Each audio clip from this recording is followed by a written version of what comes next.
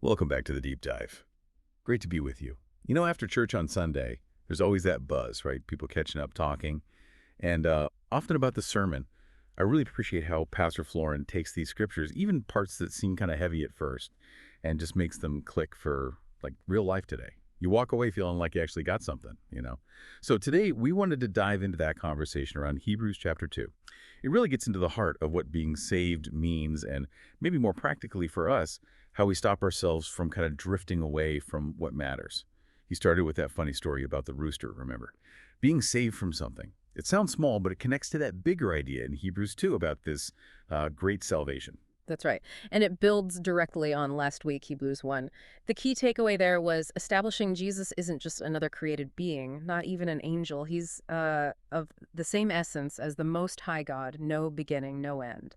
Fundamentally different. Exactly, which makes that Hosanna, shout, save us, even more powerful when you think about it in light of Hebrews 2, because this chapter explains how Jesus saved us, saved humanity from something really profound.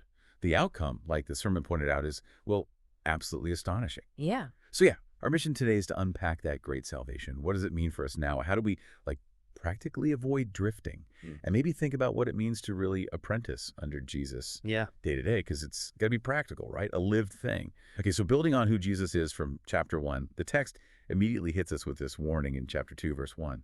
We must pay the most careful attention so that we do not drift away. And man, that hits home today. I mean, especially for younger people, maybe. Yeah. Just the constant barrage of information, social media, news, school, everything. It feels like you're being pulled everywhere. Totally. And it's so easy to just subtly, drift, not even realizing you're moving away from your core stuff, your purpose, maybe even your connection with God. Yeah. So figuring out how to stay anchored, that feels like a really practical need. It really is. And the sermon dug into why we need to pay such careful attention.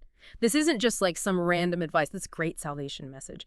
It came first from Jesus himself. Like the source. Then it was confirmed by eyewitnesses, people who actually walked with him, saw him, heard him. Okay. Then God the Father himself backed it up with signs, wonders, and various miracles. No? And on top of that, the Holy Spirit confirmed it through spiritual gifts. I mean, talk about validation. It's like layer upon layer. And the contrast drawn was with the law of Moses, the message spoken through angels. Disobeying that had serious consequences. So the writer's point is, if that message demanded attention, how much more critical is it to pay attention to this salvation, confirmed directly by God in all these ways? Drifting isn't just casual. The stakes are way higher. Wow. Yeah. That puts it in perspective. Yeah. So if we're thinking about this apprenticeship idea, learning from Jesus, following his way, what does paying careful attention actually look like in our everyday kind of crazy lives? Is it just like reading more, or? That's the million-dollar question for an apprentice, isn't it? It's definitely more than just passive listening. It's active. It's about engaging, letting it sink in, and then, actually doing something with it. But maybe understanding how to engage gets clearer when we grasp the next big point. Jesus becoming fully human. The sermon went back to Psalm 8, reminding us of God's original plan, which, paraphrased, was for humanity to have, dominion, supervision, management over all creation. That was the goal. Right. Stewards of creation. Yeah. And apparently, the future new heavens and new earth are still meant to be under human authority, with angels actually serving us there, which is kind of mind-blowing. Bobby. But the text admits right now we do not see everything subject to them. I mean, obviously, look around, things are broken. But we do see Jesus. That's the turn, right? He was made lower than the angels for a little while, went through suffering and death, and now he's crowned with glory and honor. That little while part feels important. Yeah. Like the suffering wasn't the end game. Exactly. Temporary, but necessary. And the absolutely crucial part is why he did it. He became fully human in every way. Shared our flesh and blood. Why? So that through his death, he could break the power of him who holds the power of death, that is, the devil. Okay. And not just break the devil's power, but free those who all their lives were held in slavery by their fear of death. Think about how much fear of death dictates human behavior. Jesus becoming human, dying, and rising again shows God's whole salvation plan isn't just a nice idea. It's possible, sustainable, and assured. He actually did it. That ties right back into apprenticeship, doesn't it? Yeah. He didn't just give us instructions from afar. He actually showed us. He became one of us, faced the same struggles, the same temptations, the same suffering, and he overcame. He pioneered the path. Precisely. Pioneer is a great word for it. So we have a real, tangible example, someone who actually gets what it's like to be human.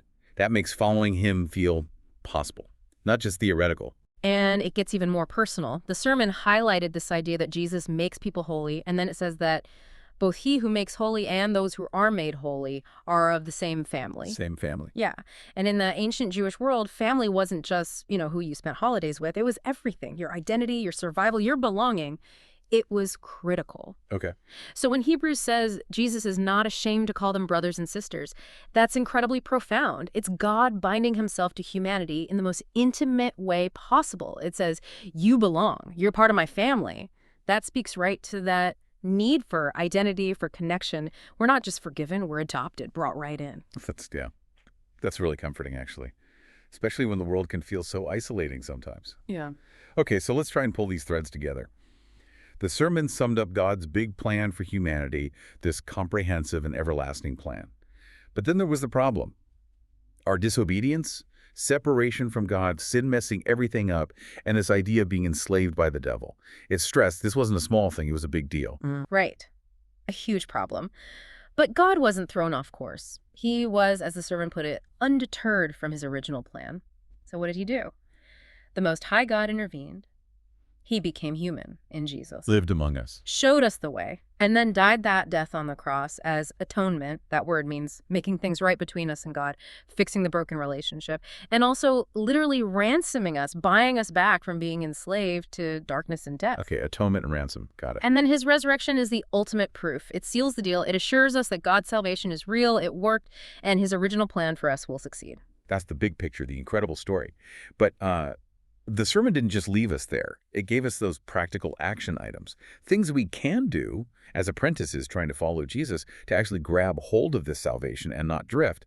The first one was understand you need it, which isn't about feeling guilty, right? It's just honest self-assessment. We've all messed up. We've all fallen short of God's way. That creates distance, makes us vulnerable.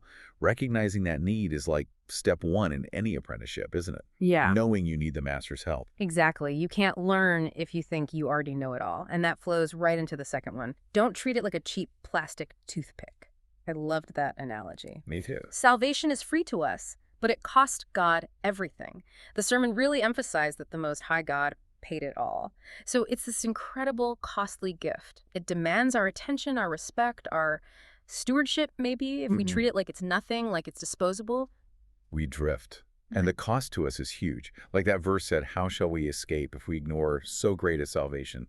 It connects right back. It really does. Which leads to the third action, an invitation to reconnect. It's about responding personally, coming to God in humility and honesty. It's that Hosanna save me moment, but maybe quieter, more internal. For an apprentice, it's that point where you say, okay, I'm in. Teach me, guide me. It's committing to the process. A personal turning point. Yeah. Makes sense. And the last one, don't drift, hold tight. Yeah. This feels like the ongoing work, the daily part of apprenticeship. Holding on to the message, holding on to the hope we have because of Jesus. He's the guarantee that God's plan works out, that we are part of his family, part of his goal. It's about consciously choosing day by day to stay connected, to stay anchored. Yeah, it's the practice, the daily practice of paying attention and holding on. So, thinking about all this, Jesus as our human pioneer, someone who gets it and is called to be active apprentices who don't just drift along. Maybe the question for all of us listening is, what's one concrete thing, just one small step you can take this week to actively apprentice under Jesus, to consciously pay careful attention to him and what really matters? Well, that's our deep dive for today. We really hope this chat helped bring some clarity, maybe some practical insight into living out this journey with Jesus. And hey, if this was helpful for you, maybe share it with a friend, someone else who might appreciate the conversation. Absolutely. And just a reminder, if you need prayer for anything specific, big or small, you can go to agapechurch.life and submit a request online. Our prayer team would be honored to pray for you. Yeah, definitely do that. Oh, and you can also check out the Agape GAH Community Church YouTube channel. We're still figuring it out. It's a work in progress, but it's getting there. Content is going up. Thanks for joining us. We hope this helps you walk out your faith this week. Talk soon.